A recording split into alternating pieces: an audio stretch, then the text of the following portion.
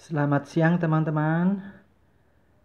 Hari ini saya akan men-share tentang rumus realistis dan sistematis untuk menghadapi penderitaan masalah atau musibah.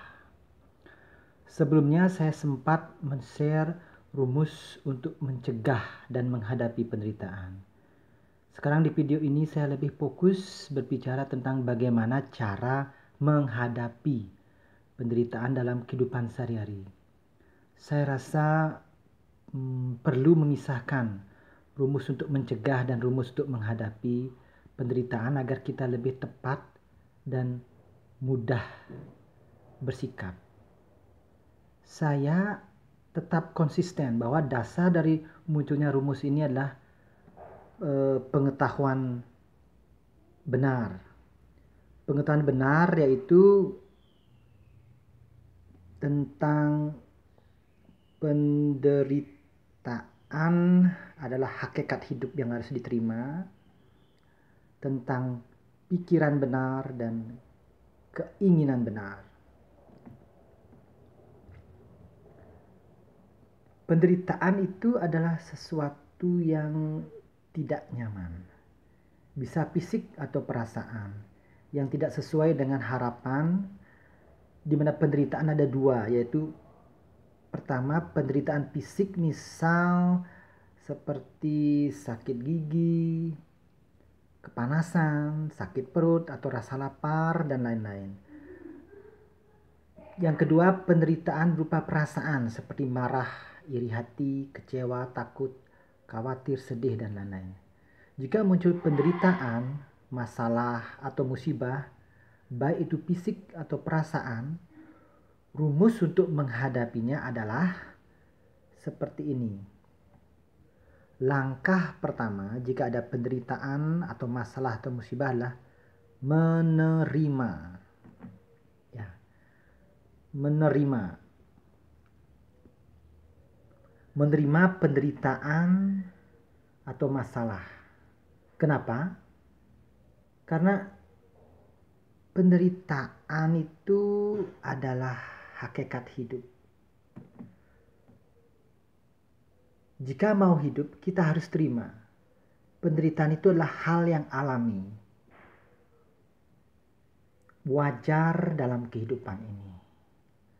Langkah kedua adalah menerima penderitaan atau masalah. Kenapa? Ini karena penderitaan adalah karmamu sendiri.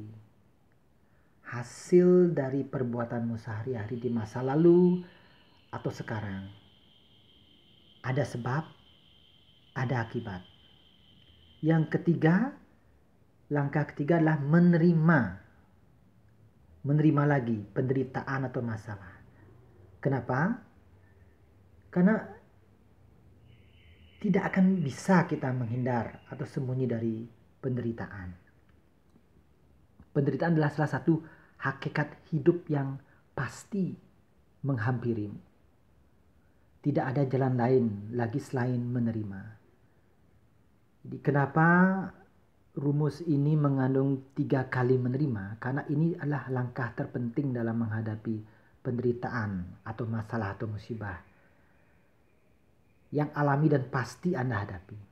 Langkah ini harus diperkuat dengan 3 kali penekanan. Menerima, menerima, dan menerima. Dan semua ini alasannya lah hakikat hidup. Kemudian langkah keempat adalah memaknai. Memaknai penderitaan atau masalah. Memaknai positif suatu penderitaan atau masalah ini dasarnya berpikir benar. Ya. Dasarnya lah pikiran benar. Misal penderitaan kita maknai sebagai tantangan atau penderitaan adalah ujian Tuhan. Jika kita mampu melewatinya berarti kita lulus.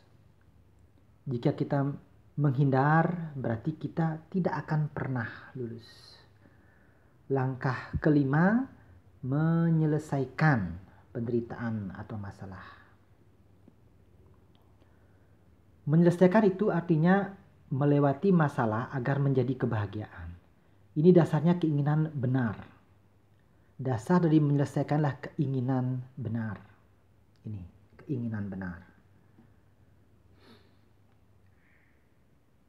Kita memiliki keinginan untuk menyelesaikan masalah dengan cara benar.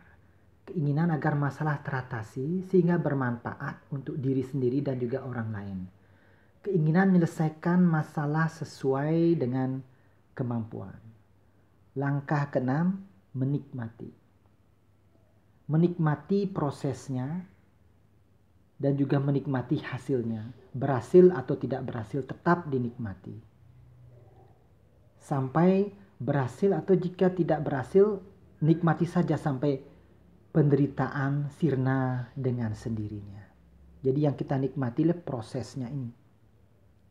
Termasuk juga hasilnya. Jika berhasil, itulah kebahagiaan, kepuasan.